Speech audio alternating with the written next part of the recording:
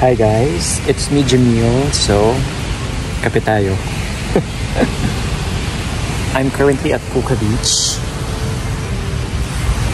So, I have decided to visit here because it's been a long time na hindi ako nakapunta ng Puka Beach because of sunod-sunod yung schedule ko for December. And you know, December is a peak season. And kailangan natin kumitang pangkabuhayan. So right now, since medyo yung schedule ko ay maluwag na, so sabi ko, I'm gonna go to Puka because maganda dito mga ka-islanders. Trust me. Hindi malakas yung alon as of this moment, kalmado lang. And the reason why I like going to Puka every day, not every day, all the time, it's because mafe-feel mo talaga yung island vibe, yung nature, yung beach, yung buhangin. Compare sa Station 1, Station 2, at saka Station 3 na it's more on commercialized, mga buildings.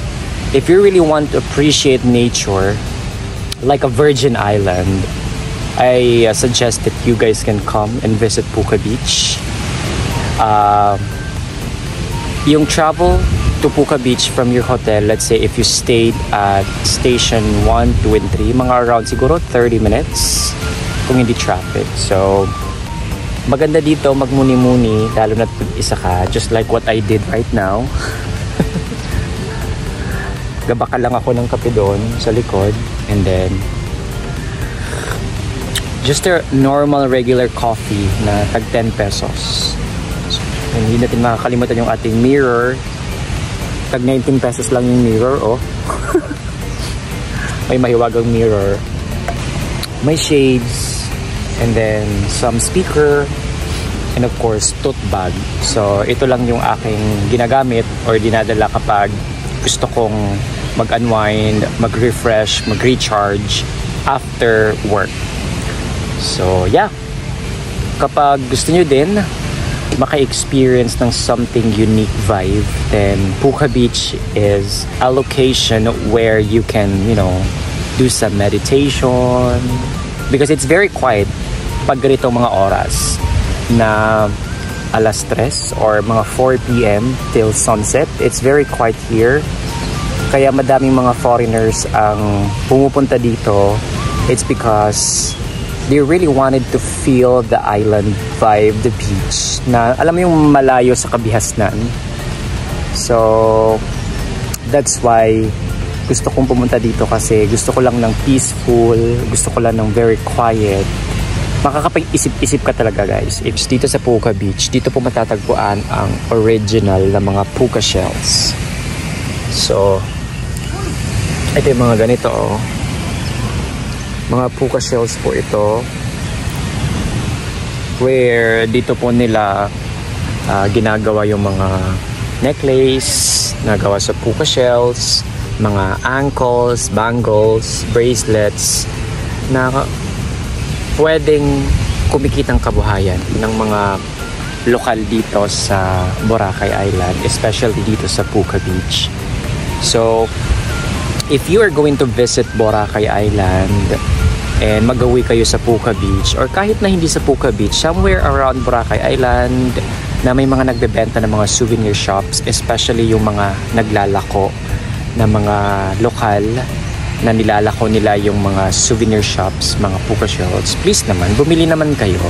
You know, just for you guys to support them, because not all the time naman you are, you know, visiting Boracay Island, like support local lang siya, mga ka-islanders. So, apart from kumikita sila, natutulungan nila yung family nila dahil sa pagbebenta ng mga puka shells, yung mga anak nila nakakapag-school, may mga baon sa school. Alam mo yung ganong klaseng pakiramdam.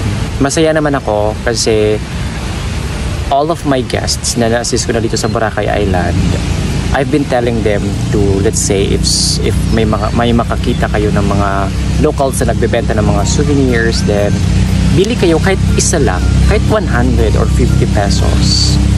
Yeah, kasi napakalaking bagay na yun sa kanila. when you buy them something, mas ma-appreciate talaga nila yung mga ganon. At ang ingay ng boat na yun, no? Ang ingay mo, nagbablog ako. Ikaw. Ay. Meron ba tayong bisita? Hi friend, halika friend. Ayan, si Wowie. Si Wowie. Ay, Noe pala. Siya yung nagbebenta ng mga souvenir shop. So guys, ito binibenta ko. kapag pupunta kayo ng Boracay Island, dito sa Puka Beach especially, siya po yung hanapin ninyo. Dito sa Puging He is my friend. Mura po yung mga tinda niyang. Ano, sana yung mga tinda? Wala na. Ano ba yan? Nakatago na doon. Sino tinatago? Iba ni. Diyos ko, manghihingi pa naman ako ng ano sa'yo. Ano? Puka Kadena. shells, kadena. Kakadena ko sa akin. Yung buhangin is, ganito po yung buhangin dito. Hindi siya super pino compare sa Station 1, 2, and 3. So yung buhangin dito ay medyo bato-bato. Pero white beach pa rin siya. Hindi siya ganun super ka-powdery yung buhangin. Unlike sa may Station 1, Station 2, and 3.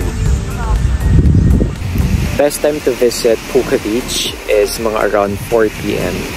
because while nagmumuni-muni kayo or while waiting for the sunset, pwede kayong maligo, diba? And then after, mag-sunbathing kayo, and then mag-wait na kayo ng sunset viewing while umiinom kayo ng buko juice or nag-happy hour kayo kasi may mga tinda naman dito sa gilid-gilid, tindahan na nagbebenta ng mga soda, mga drinks, alcohol, mga Sunbig Light. Yun yung mga binibenta nila dito, diba? And karamihan na pumupunta dito sa Puka Beach, mostly pag mga hapon-hapon na, based on my observation, are foreigners. Madaming pumupunta dito ng mga foreign kasi, I don't know, foreign like, they want something quiet, they want something intimate, they want something privacy. Ayaw nila masyado makipaghalubilo sa crowd. Maybe they want to, express themselves. Yung iba kasi nagme-meditate, yung iba kasi ninanamnam yung vacation, yung iba kasi is parang ang purpose nila, bakit sila nagbi-beach, it's to unwind, to refresh, to recharge. And nakakatulong talaga mga ka-islanders yung beach, yung huni ng tubig, dagat, the sounds of the waves, diba? While nagsa-sunset viewing kayo. So parang, alam mo yung kapag may mga problema ka or pinagdadaanan ka sa buhay, nakakatulong siya kahit papaano na gumaan yung pakiramdam mo. Especially ako kapag may pinagdadaanan ako, lalo na pag stress ako sa work because of may mga guests na pasaway, may mga guests na, alam mo yung hindi sumusunod sa mga protocols. Kayo ha, mga pasaway kayo mga guests. Joke lang. I want you to try to go to Puka Beach na sunset. Lalo na't napakaganda ang sunset viewing dito. Kasi super golden hour talaga siya. Mas masosolo mo talaga ang beach na wala kang kaagaw. Kasi ang laki ng spot mo if ever. Dito kasi is paglingon mo, andun yung mga tao malayo sa'yo. Yung mga ganong eksena natin sa to those of you who wants to visit Boracay Island and looking for some water sports activities, mga ka-islanders, I am telling you that Luxury Sports is very famous for, is or are. Basta kayo na yung mag-adjust. We're famous for yate, mga yacht cruise. We are also famous for island hopping with Boodle Fight setup. What is Boodle Fight setup? To all foreigners who are watching my channel, Boodle Fight setup, it's a traditional Filipino food that combines with seafood, fruits, and meats. So, and then nilalagay po siya sa banana leaf. So, that's the Boodle Fight setup that we have. Magaganda po yung aming mga Boodle Fight setup. Hindi siya yung puchu-puchu, hindi siya yung chipanga ng mga Boodle Fight setup. Kasi every Boodle Fight setup or every food that we serve to our dear clients are authentic. walang kaparehas, very unique, masarap, pinag-isipan, pinaghandaan, at higit sa lahat, pinagpaguran talaga namin. Kasi guys, we are not into money. We are into customer service satisfaction. Kasi ang pinopromote kasi namin dito is satisfaction, privacy, peace of mind, comfortability ng mga clients. Kasi nakakuha ka nga ng mura pero comfortable ka ba? Nakakuha ka nga ng mura pero masarap ba yung pagkain na kinakainan nyo? Nakahanap ka nga ng mura pero safe ba yung place na pinuntahan nyo? Nakahanap ka nga ng mura pero private ba yung area kung saan kayo nagla-lunch, kumakain, or whatsoever?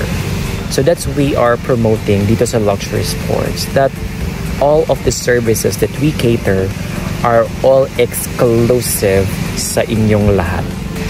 Sa amin, sa Luxury Sports, hindi kami nagki-cater kung hindi namin siya kayang i-cater. You know what I mean? Ang kinikater lang namin is yung kaya lang namin talaga i-cater. Hindi kami after the money, like parang tanggap lang kami ng tanggap ng mga bisita, ng mga guests, ng mga clients, pero hindi naman pala namin kayang i-cater. So doon actually nagkakaroon ng reviews yung iba, or bad reviews yung iba. That's what I mean. Na tanggap ng guests pero hindi naman pala i-accommodate. So anong nangyayari, yung mga guests nagrereklamo, nagbabad feedback, hindi na bumabalik. So kami sa Luxury Sports, talagang one at a time kami per group, per day. So sa isang araw, isang grupo lang kami. Ganun. Sa isang araw. And kasi gusto lang namin masolo yung mga guests namin. Gusto lang namin ng something intimate. And based on my experience as a tour guide, as a tour operator dito sa Boracay Island, lahat ng mga naging guests namin ay gusto nila ng something private din. Gusto nila ng something intimate na walang makakastorbo sa kanila. Yung mga ganun. Like they can do whatever they want. Yung walang magsasabi sa kanila na okay, tama na yan. Yung parang hindi sila mahihiya kasi may ibang taong nakakakita sa kanila. Yung mga ganong eksena. So mag-visit na kayo sa ating Facebook at Instagram page if nakukonvince ko kayo ngayon sa aking pinagsasalita. Ang masasabi ko lang sa inyo is only if you choose us, if you book your water adventure sa Boracay Island, if only you choose us, then you know what I'm talking about sa Boracay Island.